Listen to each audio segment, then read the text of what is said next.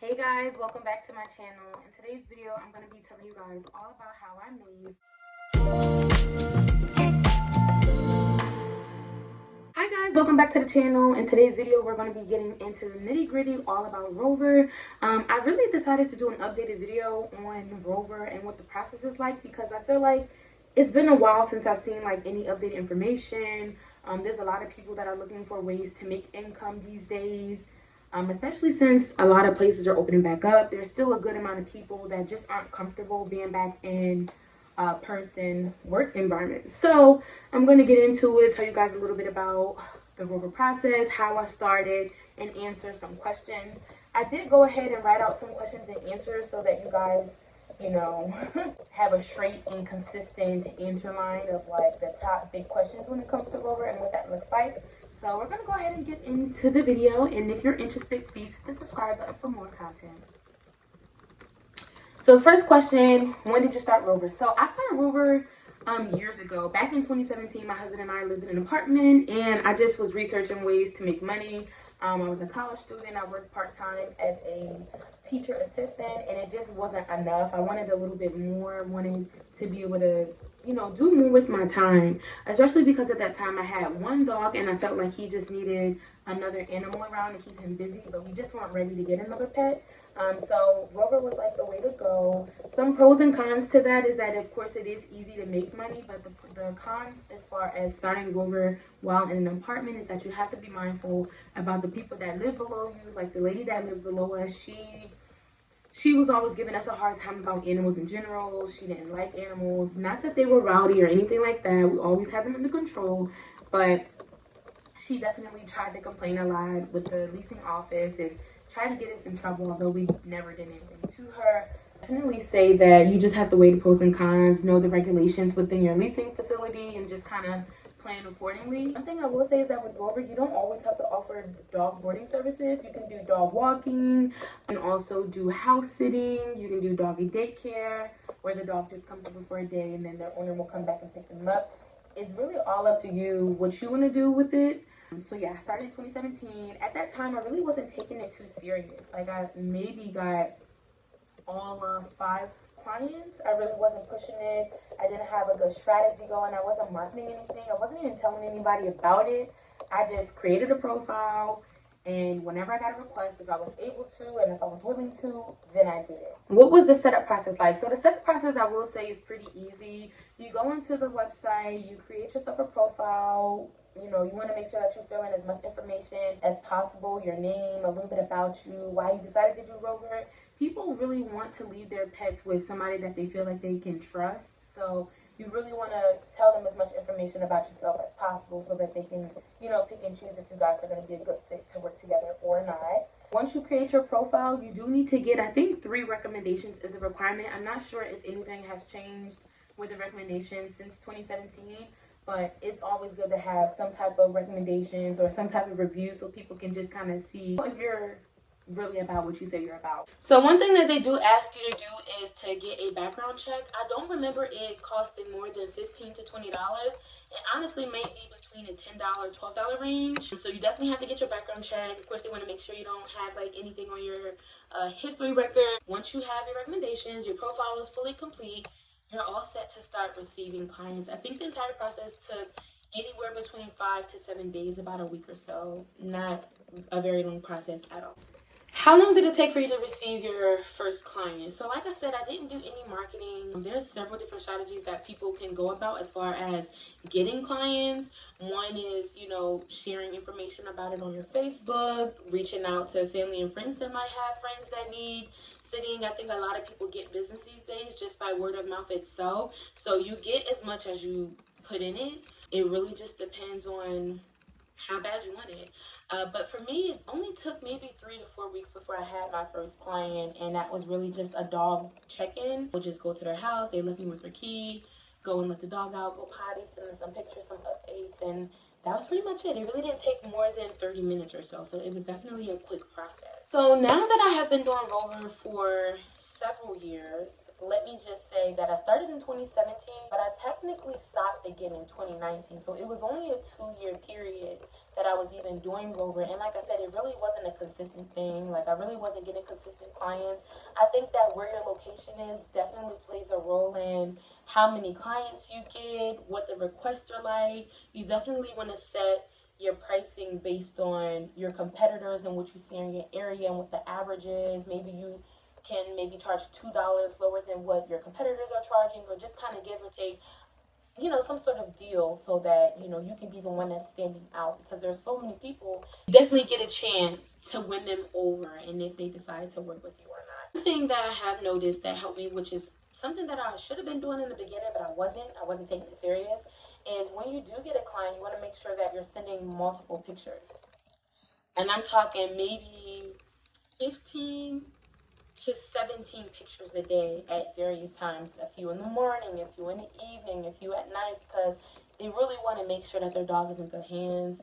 For a lot of people, their pet is like their kid. So, like I said, you want to make them feel comfortable. You want to make them feel like, they can enjoy their vacations easy without having to worry about how their pet is doing. You don't want them to reach out to you because you took too long to reach out to them. So I definitely say send as many pictures and as many videos as you can. Or, if not, check in with them and send at least a few pictures so that they can kind of see how their dog is doing, how happy their dog is, how much they're having a great time, and things of that nature. You also want to be understanding and flexible when it comes to your clients.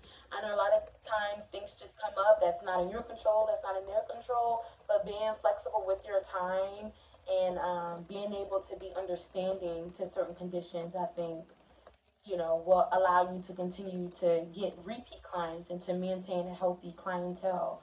For example, you can offer transportation if that's an option. So I know one dog, she had surgery, so I offered, I can pick up your dog and I can bring her back.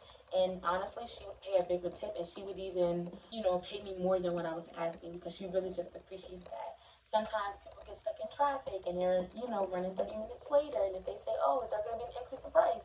No, no worries. I understand things come up, and just kind of accept what you get. And they're like, wow, oh my goodness, I'm not going to, get talked down on because I'm a few minutes late. You know what I mean? You just want to be understanding. You want to be open, friendly, have a great sense of humor. These are all things that, of course, everybody wants if they're going to be watching their pet. Now, what I will say is that for me to get the reviews on my profile, it wasn't something that people willingly did. I think a lot of times once people pick up their pet, it's like they're going about their day. But what I would do is, once their dog is picked up, I would wait, a couple of hours or even the next day and say, hey, thank you so much for allowing me to watch your pet. Would it be possible for you to leave a review on my profile, because it allows us to continue reaching more fur friends. And I would love for others to see how your experience was working with us. And a lot of people appreciate that. You know what I mean? Like, they're like, of course I can. Of course I can leave a review. I can let people know you're awesome. They're more willing to leave a tip just because you offered that, great of a service. Sometimes I have noticed that I would reach out to a few people for a review and they've never said anything back. So I would wait maybe 2 or 3 days and say, hey, I'm so sorry. I wanted to make sure my message went through. If you have a moment, I would really appreciate if you could leave a review. And of course, they say, oh my goodness, I didn't see your message. And they're more likely to, leave a review on your page because it's free. Why not? You know what I mean? Now, another thing that I will say is, what I like about Rover is that you can block off your calendar. If there's things that you have coming up, if there are days that you're not available, days where you just want to break and you don't have to do anything, block your calendar off so that way you don't have any clients that can book you. Now, you may still get messages, but if your calendar is blocked off, it won't really impact your acceptance score or anything like that, because it's already blocked off. So it kind of limits you needing to decline requests. Like, Rover is automatically going to place you at the top, and you're like, oh, this person is accepting, because it's like, if you're making money, they're making money at the same time. So as long as you're doing everything that you need to, following the plan, the procedures, and everything accordingly, honestly, it's super easy to make money on Rover. Like, I probably could even be making more, but I'm not greedy when it comes to it. I definitely want things to be smooth sailing and have a great system in place above anything. Now, how to handle meet and greets. So I really advise that you guys get in a good system of handling meet and greets and making sure that you're scheduling them, because I have noticed that in the past, in the beginning, as I was learning, as I was going, I would get a few clients that would say, oh, my dog is so beautiful. My dog is so lovely. Yes, their dogs are lovely. They tell me that their dog's not aggressive, and then what happens if their dog, you know, barks at me aggressively, or they not accidentally, but they like bite me. That happened to my husband. One of the dogs bit my husband for really no reason. It wasn't a hard bite, but it was definitely a snap. And I'm like, they said their dog would never bite. They said their dog would never pee in the house. And plus, I have two dogs now. And I have a pug and I have a Jack Russell. And so if the dogs are not going to be able to interact with them, you know, in a friendly manner, and they're too aggressive and they're trying to fight, then that's really not a good connection. That's really not a good pairing. Like, you don't want anything like that going on within your home, causing any disruptions or anything of that nature. You want your animals to be able to move in your house comfortable. You want them to be comfortable in their environment, which they will after a certain period of time.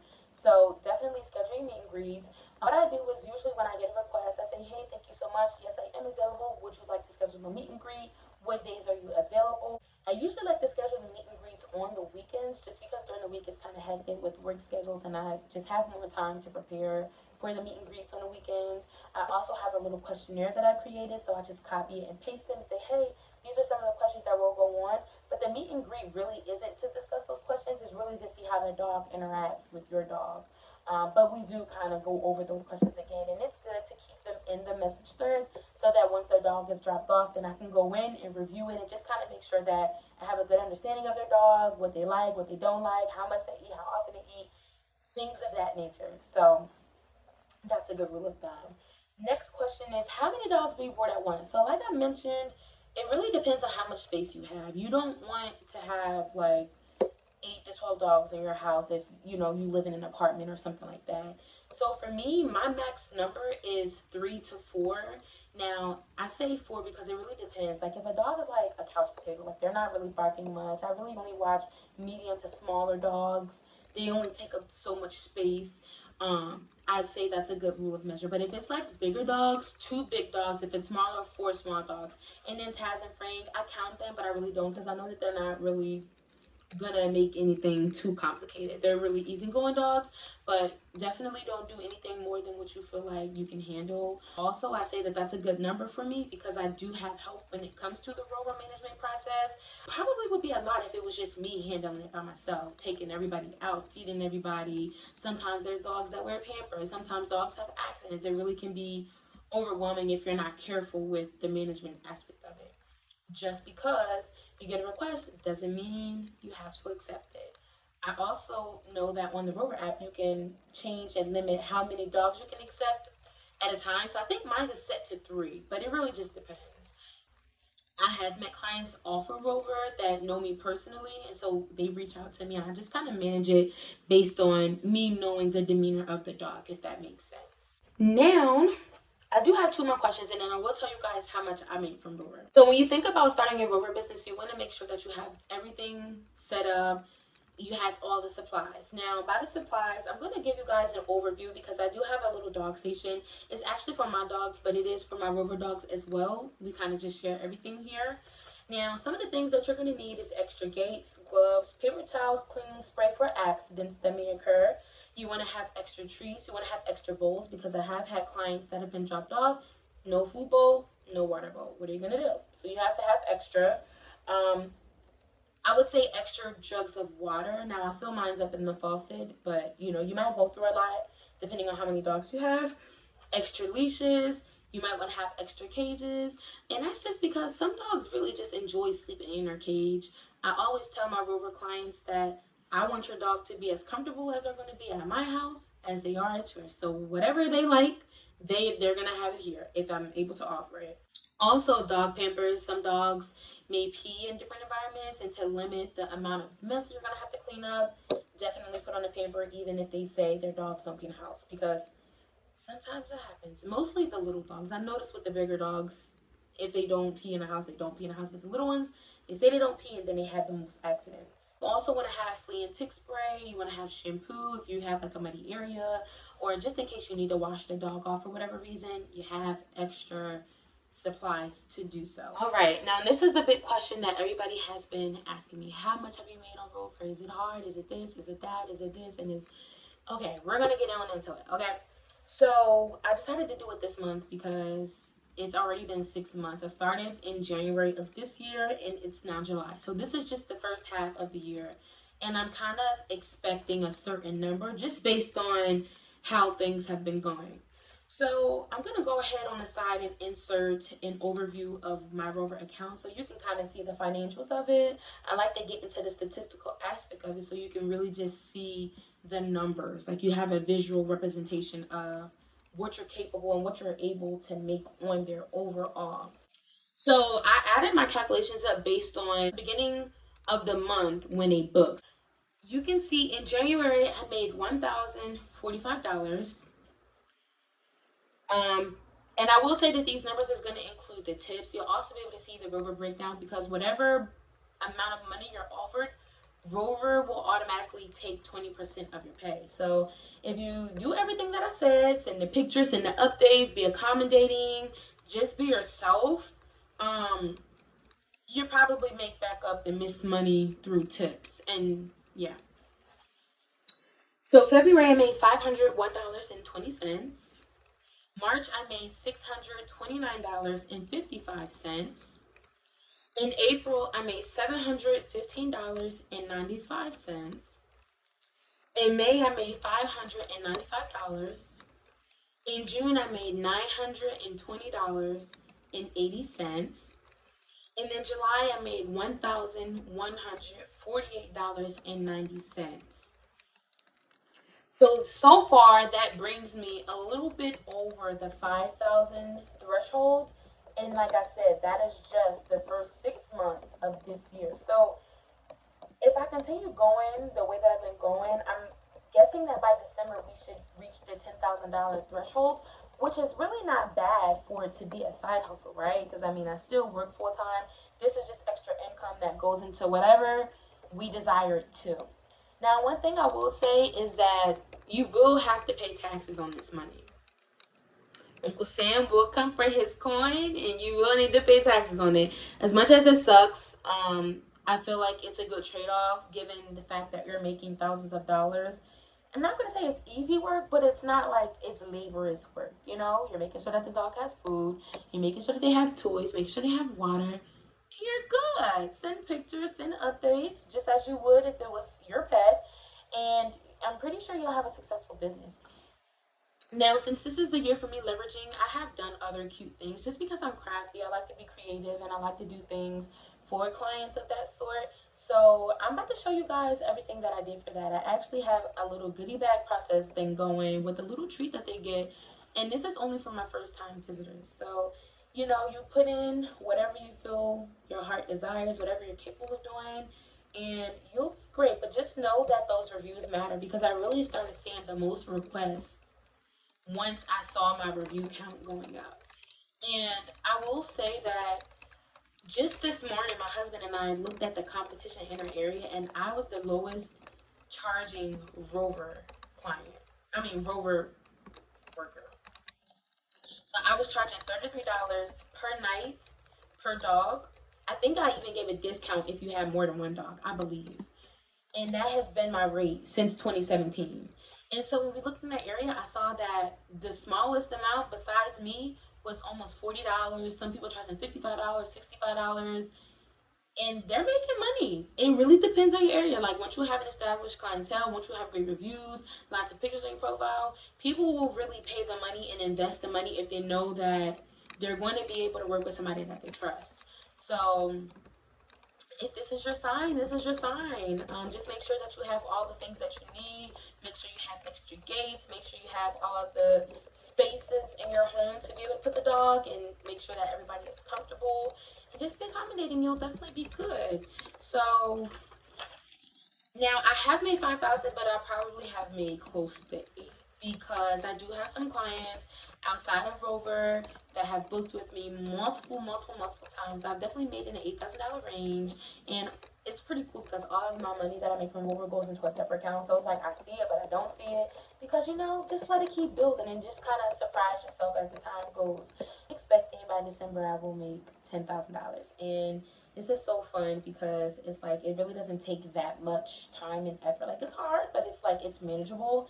Now, One thing I have noticed is that a lot of people do Rover independently. Should you have a business partner when you're doing Rover? Because I mean, essentially it is a business.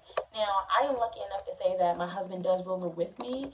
I do have a full-time job. I do all of the back-end work. I do all of the questions with the clients. I do all of the meet and greets. He is there for the meet and greets, but I'm doing more of the communication aspect of it, making sure that they're doing the reviews and following up with them.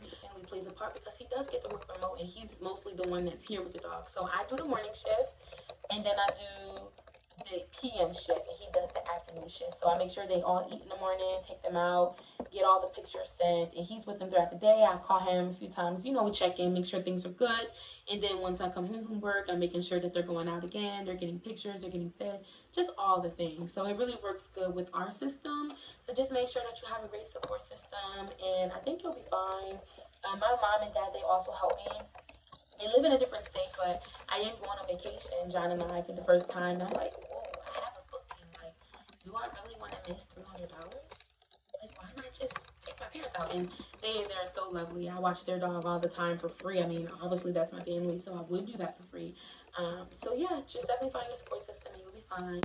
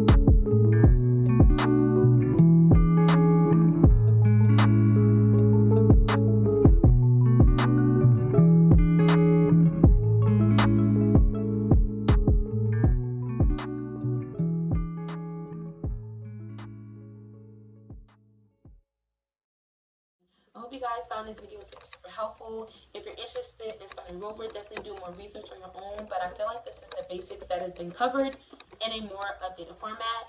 And thank you guys for watching. See you in the next one. Bye.